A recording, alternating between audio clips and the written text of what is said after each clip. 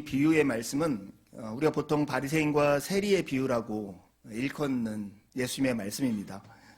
이 말씀은 특별히 자기 자신에 대해서 자기를 의롭다고 믿고 다른 사람을 멸시하는 사람들에게 예수님이 주신 말씀이에요.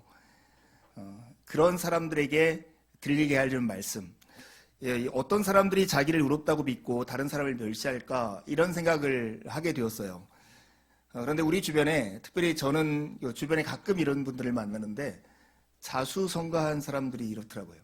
이게 자기 힘으로 어떤 일가를 이루고 어떤 것을 성취한 사람들을 보면 자기가 다 해봐서 알고 자기가 했기 때문에 자기의 방법이 옳다라고 여기게 되는 거죠. 일부의 사람들이 그렇게 생각하고, 그런 자수성가한 사람들의 특징은 뭐냐면 다른 사람의 행동을 못마땅해 하면서 그 사람들의 행동을 지적하고 내 기준으로 판단하는 그런 일들을 자주 하곤 합니다. 여러분 주위에도 그런 사람이 있나요? 자수성가한다는 것이 얼마나 힘들고 어려운 거 우리가 알잖아요. 일가를 이룬다는 것이 얼마나 어렵고 대단한 일이라는 걸 알고 있어요. 그런데 자수성가의 역습처럼 무엇인가 자기가 떳떳하게 행동하고 옳고 알기 때문에 오히려 다른 사람들에게 판단하고 정죄하고 멸시하는 대로 나아갈 수 있는 오류와 위험이 있다고 하는 거예요. 이게 바로 자수성가의 역습이죠. 여러분, 오늘 예수님이 하시는 말씀, 자기를 의롭다고 믿기에 다른 사람을 멸시하는 이런 사람이 마치 자수성가의 역습을 당한 사람들과 다르지 않습니다. 여러분, 이 사람들의 대표적인 사람이 그 바리새인이라고 하는 부류의 사람들이었는데, 바리새인들은 실제 율법에 철저하게 지키고 율법을 잘 아는 사람들이었어요. 그렇기 때문에 스스로를 이렇게 생각했죠. 율법의 의로는 흠이 하나도 없는 사람이다. 그래서 다른 사람을 평가하고 판단하는 것을 주저하지 않았고, 오히려 다른 사람을 비판하고 판단하는 걸 통해서 나는 그렇지 않아, 그렇기 때문에 나는 떳떳해 라고 말할 수 있는 그런 사람들이었습니다. 오늘 이런 사람들에게 예수님이 하신 비유가 바로 바리새인과 세리의 비유입니다. 여러분, 사람들은 우리가 스스로 무엇인가를 하고 내가 내 힘으로 어떤 걸 이뤘다고 말을 하지만 실제로 그런 일들은 거의 없습니다. 우리가 여기 걸어온 사람들도 있고 운전을 하고 온 사람도 있겠죠. 운전을 하고 여러분들이 교회까지 왔어요. 여러분들이 운전하고 오셨죠. 내가 운전하고 왔어 이렇게 말할 수 있지만 실제로는 내가 만들지 않은 다른 사람이 만든 차를 타고 내가 놓지 않은 다른 사람이 놓은 도로 위를 걸어서 여기까지 온 거거든요. 내가 운전하고 온 것은 맞지만 다른 사람들이 내 먼저 어떤 일을 하지 않았으면 내가 여기까지 올 수 없는 그런 거라는 거죠.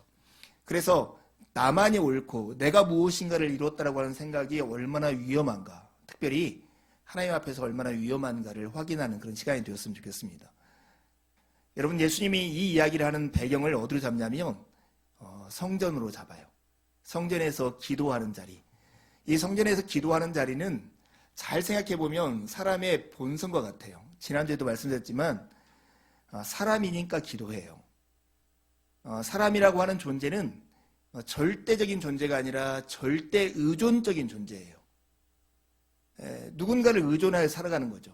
하나님을 믿지 않는 사람조차도 내가 혼자 살아가는 게 아니라 내 이웃에 더불어 살고 이 사회의 가치에 어울려 살지 않으면 존재할 수 없다는 걸 다 알고 있죠. 기도의 자리는 인간의 본성과 본질이 이렇게 잘 드러나는 자리다, 이렇게 말할 수 있습니다. 병원에 사는 검사들이 몸의 상태를 알려주듯이 인간의 본질, 보편적인 본성인 이 기도의 모습을 보면 그가 누구를 믿고 무엇을 믿고 어떠한 기대와 소망을 가지고 살아가는지 그런 것들이 잘 드러납니다. 어떤 사람 중에는 나에겐 기도가 필요 없어. 내가 잘 사는데 내가 굳이 누구를 의존하고 누구에게 기대어 살 필요가 어디 있어, 이렇게 말할 수 있어요. 근데 우리가 가지고 있는 마음의 상태 중에 기도하고 정말 꼭 닮은 무엇이 있어요. 이게 뭐냐면 염려예요. 빌립보 4장 6절에 바울 사도가 빌립보 교회에게 이렇게 권면하죠. 아무것도 염려하지 말고 오직 기도와 간구로 너희 구할 것을 하나님께 아뢰라. 염려 대신 기도하라는 말은 염려와 기도가 가지는 모습이 아주 비슷하다고 하는 거예요. 염려는 스스로 생각에 생각을 더하는 거죠. 염려는 자기에게 기도하는 것 같아요. 자기 안에서 무엇인가 답을 추구하려고 계속 찾는 것이 염려죠. 그런데 기도는 내 한계와 내가 절대 의존적인 존재라는 걸 알기에 나 밖에 있는 어떤 대상에게, 우리처럼 하나님을 믿는 사람들에게는 하나님께 무엇인가 답을 찾는 행위, 그게 바로 기도인 것입니다. 예수님께서 자기를 의롭다고 믿고 다른 사람을 멸시하는 사람들에 대해서 이야기하면서 이 사람들을 기도의 자리로 불러 모았다고 하는 것이 아주 특징적입니다. 예수님의 이야기, 성경에서 말씀하시는 예수님의 이야기들은 늘 거울과 같은 역할을 해요. 그래서 우리 자신이 어떠한가를 이렇게 들춰보게 하는데, 특별히 예수님의 기도 이야기는 우리의 인간의 마음속에 있는 보편적인 생각, 품은 의도, 이런 것들을 잘 보여줘서 내 자신의 삶의 방향과 내 모습들을 다시 추스르게 하는 좋은 기회가 되기도 합니다. 기도는 여러분 구하는 거예요. 구하는 것입니다. 그런데 그 기도의 자리를 잘 보면 우리의 가난함과 하나님의 은혜가 만나는 자리가 기도의 자리라고 하는 거예요. 이 사실을 오늘 확인하면 아마 우리의 삶이 지금보다는 훨씬 더 풍성하고 하나님께 가까이 가는 기회가 될 거라고 생각합니다. 오늘 특별히 바리새인과 세리의 기도에서 우리가 잘 알다시피 세리의 기도가 오히려 하나님께 응답되고 그가 의롭다함을 받아요. 세상의 가치로 보면 이해할 수 없는 그런 내용이잖아요. 근데 어떤 사람의 회개가 하나님께 받아들여서 의롭다고 인정받는다는 이 사실이 주의 깊게 생각하면 정말로 기쁜 사실인 거예요. 예수님이 이 땅에 오셔서 처음 설교를 할 때 설교의 내용이 뭐냐면 이거예요. 회개하라, 천국이 가까웠느니라. 이게 천국 복음을 선포하는 일성이었거든요. 근데 이 회개가 왜 복음이 될까? 이 회개가 왜 좋은 소식이 될까? 그것은 회개할 때 그것을 용서하겠다는 하나님의 약속과 하나님의 너그러움이 있기 때문에 그런 거죠. 우리가 회개, 하나님 앞에 우리의 잘못을 고백하는 것이 우리의 수치스러운 행위가 아니라 우리에게 기쁜 소식인 그 이유는 은혜로 우리를 용서하겠다는 하나님의 약속과 긍휼하신 하나님이 계시기 때문입니다. 이 사실을 아는 것이 그리스도의 삶에 매우 중요한 힘과 원천이 됩니다. 예전에 베트남에 여행을 갔는데 거기서 선교사님이 저희를 이렇게 가이드해 주셨거든요. 근데 그분은 베트남 전쟁의 참전 용사였어요. 그래서 그 벤치섬이라고 호치민에 있는 우리 여의도 같은 섬에 미군 작전사령부가 있었는데 거기에서 한국군 보급 일을 했대요. 근데 본인이 나중에 예수를 믿은 다음에 자신의 죄를 씻을 수 있는, 자기의 빚을 갚을 수 있는 곳이 어딜까 했더니 자기가 베트남에서 했던 잘못이 가장 크더라는 거예요. 그래서 그 벤치섬을 중심으로 사역을 하는 선교사님이었어요. 근데 그 선교사님한테 들었던 이야기가 지금도 잊혀지지 않아요. 그게 뭐냐면 그 열심히 현지인 사역자들을 양육해서 같이 교회에 동역하고 그들이 언어가 유창하고 이제 그 상황들을 잘 알기 때문에 그렇게 도움을 받았는데 조금 자존심 상한 일이 있으면 그들은 지금까지 쌓아왔던 관계를 어느 일순간에 딱 끊어버린다는 거예요. 특히 뭔가 잘못하면 선교사님이 자기가 양육하는 제자들이니까 지적하고 너 이거 고쳐야 돼 이렇게 말할 수 있잖아요. 근데 그런 말을 하기가 너무 어렵다는 거예요. 그런 말을 들으면 바로 교회를 떠난대요. 전도사님들도 그러고 목사님들도 그렇다는 거예요. 근데 이 선교사님이 이제 오랫동안 왜 그런가 이걸 살펴봤더니 그들의 그 역사적이고 문화적인 배경이 있더라는 거예요. 그들이 이제 공산치하에 살면서 엄혹한 세월을 지나면서 무엇인가 자기의 잘못을 고백하면 그것이 바로 처형으로 돌아오거나 큰 벌로 온 거예요. 그러니까 용서가 없는 사회에서 자기의 잘못을 진실되게 고백한다는 것은 자기를 죽이는 일밖에 두지 않는 거죠. 그래서 자기가 관계가 깨어질 때까지 끝까지 하여튼 자기의 잘못을 부인하고 살아가는 거예요. 그리고 자기의 잘못이 딱 드러나는 순간 관계를 깨고 떠나버리는 거예요. 여러분 이것과 대조해서 우리가 하나님께 회개의 기도를 한다는 걸 생각해 보면 회개가 복음이라는 걸 알 수 있는 거죠. 우리가 회개할 수 있는 이유는 하나님의 약속된 용서와 우리를 용서하시는 하나님의 긍휼이 있기 때문에 그래요. 오늘 우리가 하나님 앞에 나아가서 이렇게 고백해야 하는 기도 중에 매우 중요한 기도 중에 하나가 이 기도예요. 주님, 이 주인에게 자비를 베풀어 주옵소서. 오늘 본문으로 하면 나를 불쌍히 여겨주십시오 하는 기도입니다. 오늘 본문에 두 사람이 이렇게 나와요. 한 사람은 바리새인이고 한 사람은 세리예요. 이 바리새인과 세리는 사회적 지위에서 아주 극단적인 대조를 이루는 사람입니다. 우리에게는 뭐 큰 차이가 없을지 모르지만 하늘과 땅만큼의 차이가 있는 사람들이었어요. 바리새인들은 종교적으로 율법을 열심히 공부해서 잘 알 뿐만 아니라 율법을 열심히 지켜서 사회적으로 인정받는 경건한 사람들이었어요. 그 당시 사회에서 한 6천 명가량이 바리새파에 속했다고 그래요. 아주 특별한 사람들이었죠. 근데 세리 또한 특별한 사람이었어요. 이건 우리 문화로 보면 친일파, 형사 이런 거로 보면 될 것 같아요. 그 당시 로마 정부가 세금을 거두는 방법을 어떻게 했냐면 사람들을 고용해서 어느 지역을 세금을 징수할 수 있는 권한을 주는 거예요. 그리고 세금을 징수해서 한 해 얼마 동안 얼마 정도를 바치고 나머지는 네가 가져라. 이런 형식으로 그 역할을 부여했다고요. 사람은 누구나 그런 자리에 있으면 욕심이 생길 거 아니에요. 내가 이 지방에서 세금을 거두는 게 100원만 거두어가지고 80원 내고 20원 가야 되는데 사람이 욕심이 그렇지 않죠. 150원, 200원 어떤 힘을 동원해서라도 그렇게 거두어서 80원 바치고 나머지를 자기 착복하는 거예요. 로마 정부 밑에서 일하는 것도 밉상인데 로마 정부를 위해서 같은 나라 사람을 이렇게 힘들게 하니 얼마나 밉상이었겠어요. 그러니까 세리는 그 당시에 우리로 하면 친일파처럼 공식적인 그 나라의 주인이었다고요. 근데 이 바리새인과 이 세리가 같이 기도하러 이 성전에 온 거예요. 이 극단적인 대조죠. 보통 이 시간이 오후 3시쯤이라고 생각이 돼요. 한참 일을 하다가 오후 3시가 되면 유대인들이 기도하는 시간이 있는데 그 기도하는 시간에 이게 성전에 왔어요. 근데 오늘 예수님의 비유 속에 보면 이들의 기도하는 모습이 완전히 또 대조적이에요. 이 바리새인은 따로 서서 하나님께 기도합니다. 따로 서서 기도한다는 것은 어쩌면 성전 안에 지성소에 가까운 데 가가지고 자기의 특별함을 나타내면서 하는 기도였을지 몰라요. 그런데 지금 이 세리는 어떻게 하냐면 멀리 서서 기도하고 있어요. 어쩌면 지성소로부터 먼 곳, 다른 사람이 혹시나 나를 봐서 나에게 욕을 하지 않을까? 이 두려운 마음을 가지고 숨어서 기도를 했던 거죠. 기도의 내용도 완전히 달라요. 이 바리새인은 하나님께 감사해요. 감사하는 기도의 내용을 보면 참 우습죠. 내가 이러이러한 사람과 같지 않은 게 너무 감사해요. 이렇게 기도를 하고 있는 거죠. 내가 이 세리와도 같지 않습니다. 가늠한 사람과 같지 않습니다. 토색한 사람과 같지 않습니다.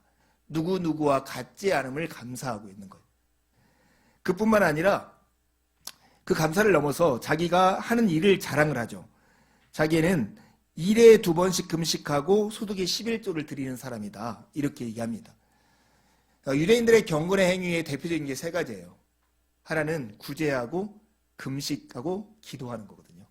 여기서 11조라고 하는 것은 구제를 위해서 충분한 재정을 자기가 기여하고 있다. 이런 말이에요. 그러니 자기가 하나님께 감사하고 있지만 실제로 이게 감사입니까? 감사라고 하는 것은 내가 누구인가 받았기 때문에 그 받은 사람에게 내가 고백하는 게 감사인데 지금 바리새인이 하는 것은 한결같이 자기 자랑하고 있잖아요. 나는 저 사람과 같지 않고요. 나는 11조도 하고 금식도 하고 기도도 하고 있어요. 이렇게 이런 행위를 지금 바리새인들이 하고 있는 거죠. 그런데 이 세리는 어떻게 하면 멀리 서서 자기 가슴을 치면서 하늘을 우러러보지도 못하고 하나님께 나는 죄인으로서이다. 나를 불쌍히 여겨달라고 이렇게 기도하고 있는 거예요. 자기를 대한 인식도 완전히 달랐죠. 바리새인은 자기를 옳다라고 믿고 있는 사람이었다면 이 세리는 하늘을 쳐다보지도 못하는 죄인임을 알고 하나님께 기도하고 있는 것이죠. 이 바리새인을 표현하는 특징에 이 나라고 하는 표현이 5번이나 나온 걸 여러분 아십니까? 나는. 자기의 무게감이 굉장히 큰 인물이 이 바리새인이었던 것이죠. 이 두 사람의 기도를 가장 특징적으로 이렇게 2가지로 딱 나누면 이거 같아요. 바리새인은 자기의 힘을 의지해 살아가는 사람의 기도이고, 이 세리는 자기의 한계를 아는 사람의 기도예요. 여러분, 우리가 이 자리에서 한번 생각해 보세요. 우리가 기도할 때, 기도의 자리에서 여러분은 바리새인과 같은 포지션에서 하나님께 기도를 하세요? 아니면 세리와 같은 자리에서 기도하세요? 그냥 나의 힘으로 의지해 살아가는데 하나님이 뭔가 조금만 더 도와주면 될 것 같다 하는 마음을 가지고 기도하는 사람이 바리새인이라면, 하나님이 없으면 내 인생이 아무것도 아니다 하는 그 고백 속에서 하는 기도가 바로 이 세리의 기도인 것입니다. 어째 보면 바리새인은 인간의 최선 아니에요? 인간이 할 수 있는 수고와 노력과 힘의 최선이 바로 이 바리새인의 모습인 거죠. 그러나 우리가 다른 사람들 앞에 서 있는 것이 아니라 하나님 앞에 서 있다는 것을 기억할 필요가 있습니다.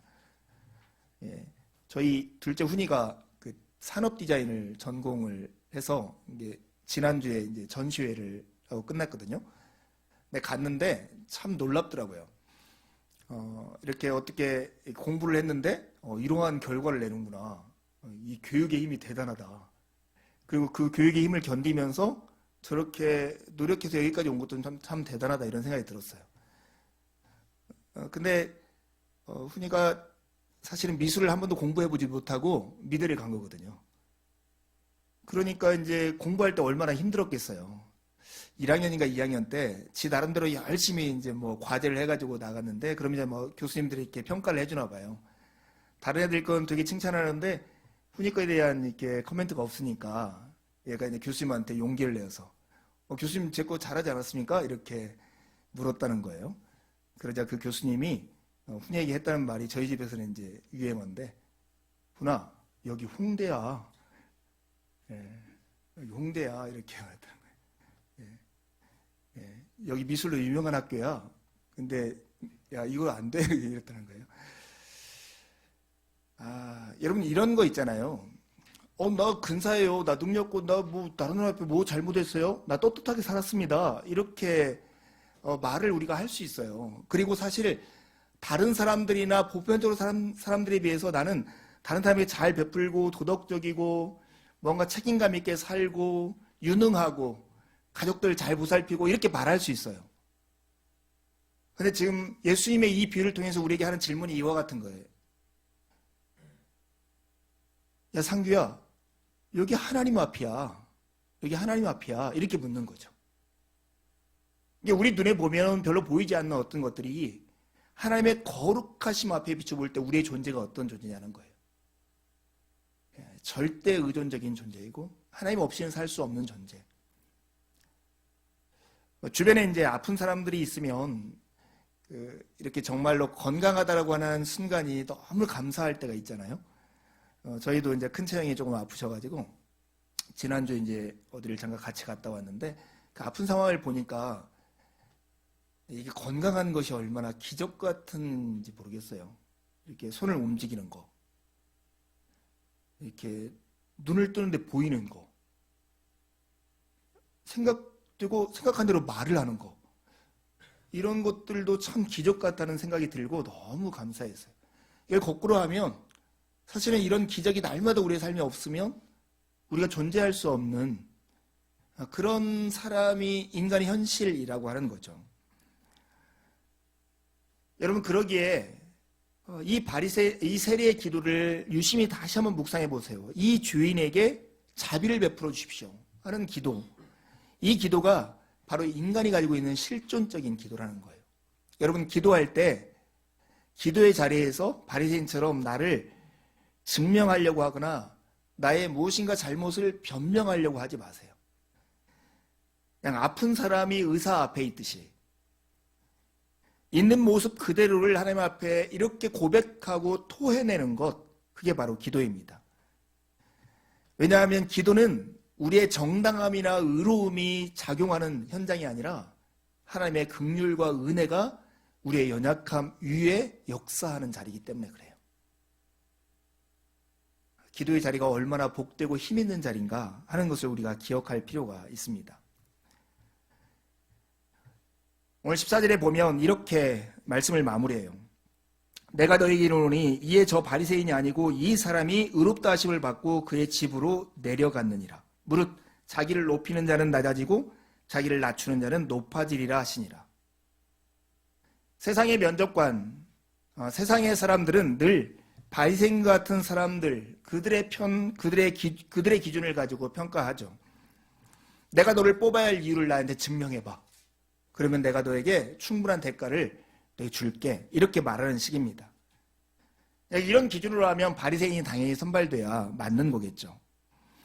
우리가 살아가는 사회는 정말로 공식적으로 능력주의가 인정되는 사회 같아요. 개인의 능력에 따라 사회적 지위나 권력이 주어지는 이런 정치 철학을 능력주의라고 하는데, 능력주의를 이야기할 때 이것을 불평등하다거나 이것에 이의를 제기하는 사람이 별로 없는 사회가 지금 우리가 살아가는 세상 같아요. 저는 굉장히 못마땅하거든요. 평균 이하의 능력을 가지고 있다고 늘 생각하기 때문에 능력주의는 불공평하다고 생각합니다. 여러분, 우리가 살아가는 세상에서는 사실은 이런 기준들을 가지고 있지만 이런 기준들이 수시로 바뀌고 그리고 자기 이익에 따라서 조변석게 한다는 것을 우리가 기억할 필요가 있어요. 제가 몇 주 전에 전주에 갔다가 그 은행나무 열매를 밟았어요. 아시죠? 그 냄새. 그리고 신발에 붙어있는 그 은행, 그거 떼어내려고 한참 수고를 했거든요. 근데 여러분, 요즘 서울에서 이렇게 은행 열매 밟아본 적 있으세요? 금년에 은행 열매가 떨어져서 이렇게 으깨어 있는 것을 본 적 있으세요? 없으시죠? 없었을 거예요. 제가 이게 궁금해가지고 기사를 찾아봤어요. 왜 없을까? 그리고 가끔 은행나무에 이렇게 망이 이렇게 V자 형식으로 쳐져 있는 거 보신 분들 계실지 몰라요. 이 없는 이유는 조기 채취를 했더라고요. 은행 열매가 떨어지기 전에, 익기 전에 다 딴 거예요. 그리고 따면 바로 신고하면 바로 기동반이 나와가지고 그걸 다 수거해 가요. 그래서 은행 열매가 없었던 거예요. 서울시에 제가 이렇게 검색을 해봤더니 가로수가 한 30만 그루가 있더라고요. 그 중에 35%가 은행나무예요. 옛날에는 우리가 플라타라스라고 하는 이렇게 넓적넓적한 잎사귀가 있는 가로수가 많았거든요. 근데 그 가로수가 빨리 자라고 좋기는 한데 상가들에게 이렇게 간판들을 가린다는 그 이유 때문에 민원이 많았대요. 그래서 이것을 은행나무로 바꾼 거예요. 그래서 서울 시내에서는 은행나무가 가장 가로수 중에는 많은 편이고, 그 중에 가로수 은행나무 중에 25%가 암나무예요. 암나무에서만 열매가 맺히잖아요. 가로수가 이렇게 하늘로만 향해서 이렇게 뻗어 있는 게 수나무고요. 가지가 옆으로 이렇게 꺾여 있는 것이 암나무거든요. 여기 바로 이 북문 나가면 여기 있는 은행나무도 암구루여서 늘 여기에 은행 열매가 으깨어 있었는데 금년에는 한 번도 보질 못한 거예요. 근데 예전에 여러분 생각해 보세요. 한 7, 8년 전에 이런 뉴스 기억하시는 분 있을지 모르는데, 은행 열매를 따가거나 아니면 떨어진 걸 주워갔다라고 절도죄로 구청이 고발하는 경우가 있었어요. 그랬던 기억나시죠? 실제 그랬어요. 그렇게 고발했던 때가 있었는데 지금은 이 은행을 수거해가지고 이렇게 채취를 하는 거예요. 뭐가 달라졌어요? 은행은 그대로인데, 정말 자연은 그대로인데 사람의 마음이 달라진 거예요. 옛날에는 은행 그 열매가 정말로 이렇게 따가지고 우유팩, 우유 따르고 그 안에다가 이렇게 넣어가지고 전자레인지를 돌리면 그렇게 좋은 술안주였다네요. 그랬대요. 그리고 은행나무 잎사귀 이걸 잘하면 혈액순환에 굉장히 도움된다는 얘기 있었잖아요. 그래서 그걸 뭐 끓여 먹기도 하고 그랬는데, 이제 조금 지난 다음에 이게 뭐 도로가에 있는 것들은 중금속에 오염된다는 얘기를 듣고는 사실은 중금속 양이 굉장히 적다는 거예요. 건강을 해칠 만큼도 아닌데 그 소문이 퍼지니까 누구도 이제 거들떠보지 않는 거예요. 이렇게 마음이 변하는 거죠. 여러분, 우리가 지금 옳다라고 생각하고 이게 정답이야, 이렇게 살아가는 게 당연하지 라고 생각하는 것들이 여러분 삶을 10년이나 20년만 되돌려봐도 얼마나 달라진 게 많은지 몰라요. 우리가 살아가고 있는 보편적이라고 하는 그 시대 정신이라고 하는 것만을 기준 삼아 살기에는 그 진리라고 하는 것이 너무나 변동성이 크다라고 하는 거예요. 특별히 세상의 가치, 내가 너를 뽑아야 할 이유를 증명해봐, 이런 식의 나의 능력과 나의 행동을 기준으로 한 진리 판단이나 가치 판단은 참 위험한 것입니다. 오늘 하늘의 면접관이신 예수님은 전혀 다른 방법을 우리에게 제시하죠. 사랑의 관계에서 오히려 연약함과 연약함에 도움을 청하는 사람들에게 의로움을 주는 방식으로 일을 하고 계시는 거예요. 하나님은 외모가 아니라 중심을 보시는 분이라는 걸 우리가 알고 있죠. 그분은 찢어지고 터진 마음을 보십니다. 그분은 그 마음을 멸시하지 않기 때문에 세리같이 형편없는 사람의 고백을 들으시고 의롭다라고 말씀하시는 것입니다. 그 당시 종교적인 기준으로 보면 터무니없고 충격적이고 말하기조차 부끄러운 일이었지만 하나님의 긍휼을 기대어서 나오는 이 세리를 향해서 긍휼이 많으신 하나님은 그들을 옳다 여기시는 것입니다. 여기서 이렇게 기도하는 사람이 가끔 옛날에 있었어요. 하나님, 저는 이 바리새인과 같지 않아서 참 감사합니다. 바리새인과 같지 않아서 참 감사합니다. 이렇게 기도하는 것은 나는 저 세리와 같지 않아서 감사합니다 하는 기도하고 똑같다는 거 아시죠? 지금 이 본문에서 예수님께서 강조하고자 하는 것은 바리새인인보다 이 세리가 낫다는 걸 강조하고 싶은 게 아니라 이 바리새인이 존경받는 세상에서 이 세리와 같은 사람조차도 하나님의 긍휼이면 충분하다, 이 얘기를 우리에게 해주고 싶으신 거예요. 하나님의 은혜가 얼마나 큰지를 우리에게 말하고 싶은 거죠. 우리가 자랑하는 모든 것을 합해도, 우리가 해내고 우리가 가진 모든 것을 합해도 우리 중에 가장 못난 사람, 세리와 같은 사람에게 베푸시는 하나님의 긍휼과 은혜에는 미치지 못한다. 하나님의 긍휼과 은혜가 더 크다. 이 얘기를 우리에게 해주고 싶은 거죠. 내게 와라. 내게 와라. 내게 와라. 내가 이렇게 큰 분이다. 이렇게 주님이 우리를 초대하시는 말씀인 거예요. 여러분, 오늘 이 세리에게 예수 그리스도께서 행해 주신 이 일, 이 자비와 긍휼이 과거에 일어났던 것처럼 오늘 우리에게도 일어나고 우리가 결국 하나님 앞에 섰을 때 하나님이 우리를 그렇게 맞아주실 거예요.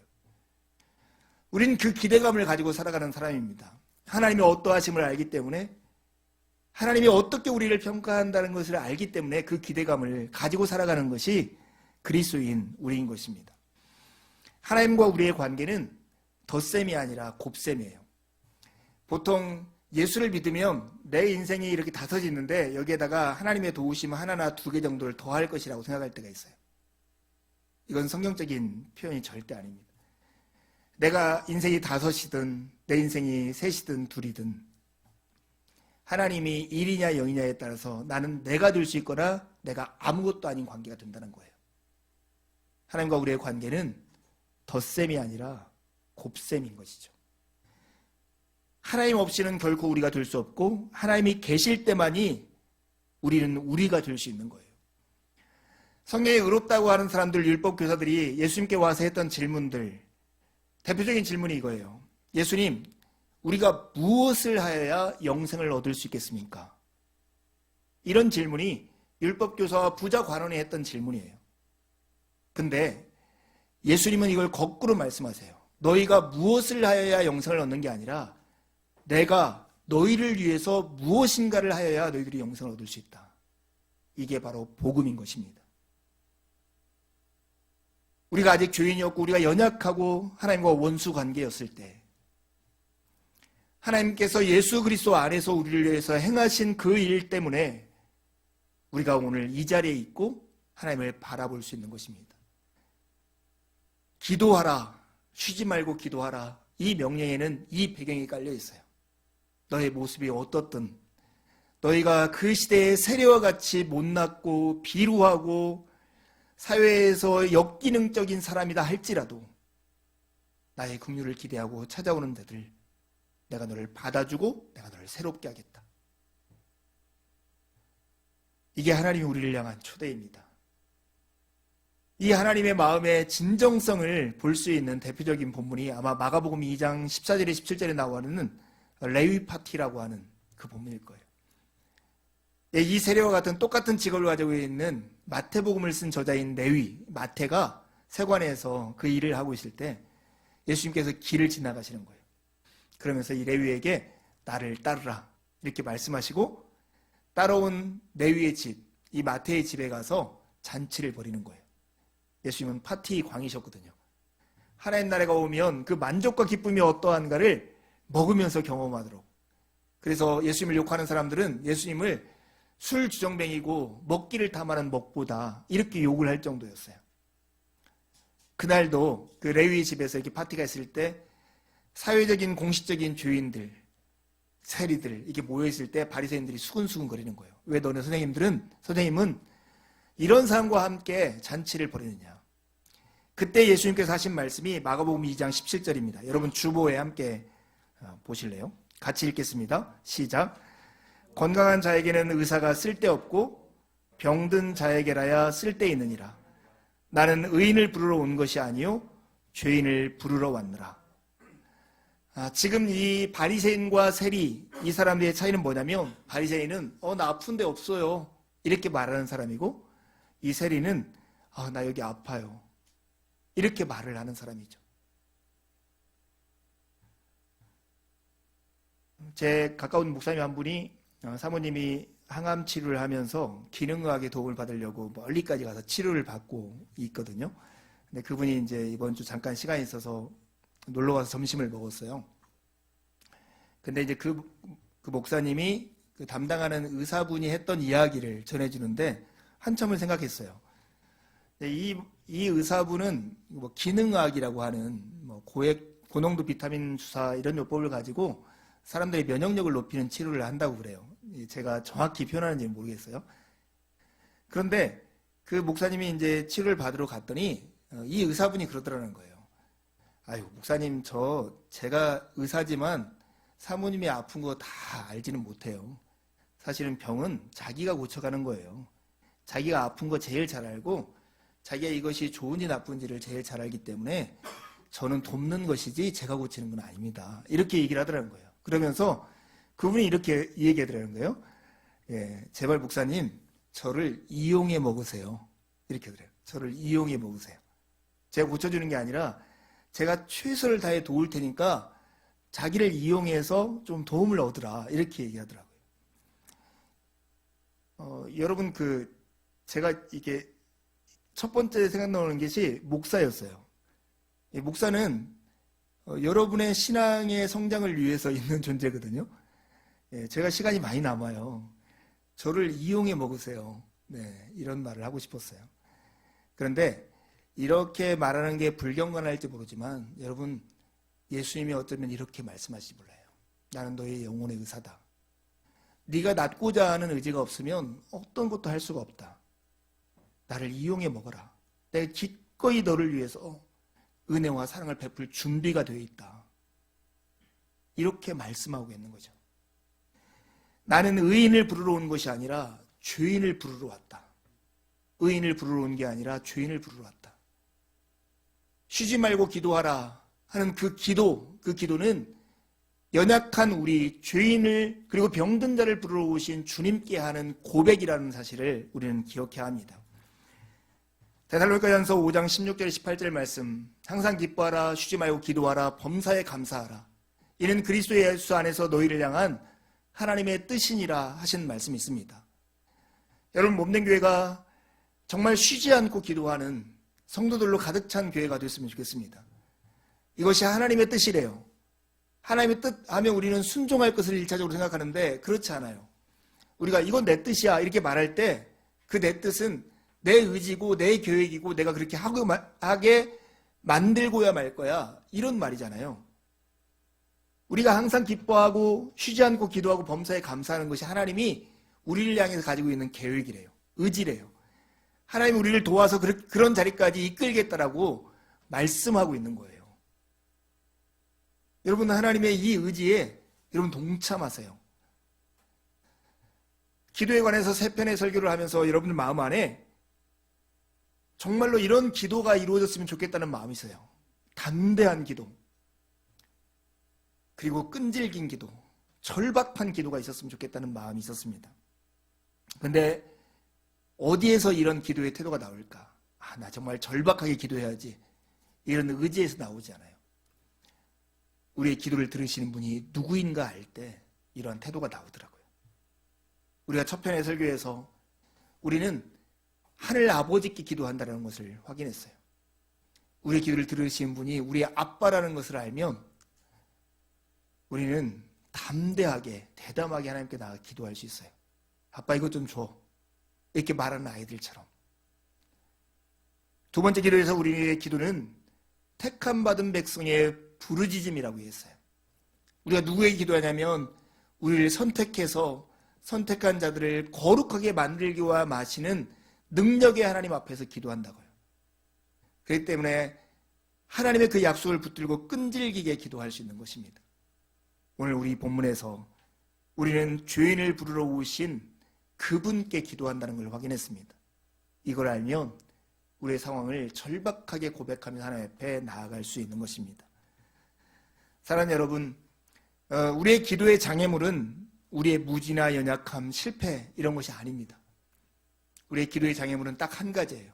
하나님을 알지 못하는 것과 하나님을 신뢰하지 못하는 거예요. 하나님께 여러분의 인생을 내맡겼으면 좋겠어요. 저희 집에 재산이 많지는 않지만 저희 집의 모든 재산의 소유권은 아내에게 있습니다. 다 아내 명의예요. 그래서 쫓겨나면 저는 아무것도 없는 사람이거든요. 친구들한테 이런 얘기하면 너 그럴 때 어떻게 하려고 하냐 이렇게 저에게 묻는 친구들이 있어요. 그럴 때 제가 이렇게 하는 변명이 이거예요. 야, 너희들 지주회사 하냐? 야, 모든 게 아내 건데 아내는 내 거야. 이렇게 제가 말을 해요. 실제로 그렇게 될지 모르겠지만 사랑하는 여러분, 하나님께 조금 더 맡기고 믿음으로 하나님을 소유하십시오. 믿음으로 하나님을 소유하세요. 그것이 여러분의 인생의 가장 복된 현실일 것입니다. 기도는 사느냐 죽느냐의 문제입니다. 처한 현실에 대한 절박함과 오직 그 절박함을 하나님만이 해결해 줄 수 있다는 절실함이 있을 때 가능한 자리입니다. 꾸미거나 모습을 멋지게 만들지 마시고 있는 모습 그대로 우리의 기도를 듣기를 원하시는, 우리로 하여금 쉬지 않고 기도하게 만드신 그 계획을 가지고 계시는 하늘 아버지 앞에 날마다 나아가 기도하는 여러분이 되길 바랍니다. 함께 기도하시겠습니다.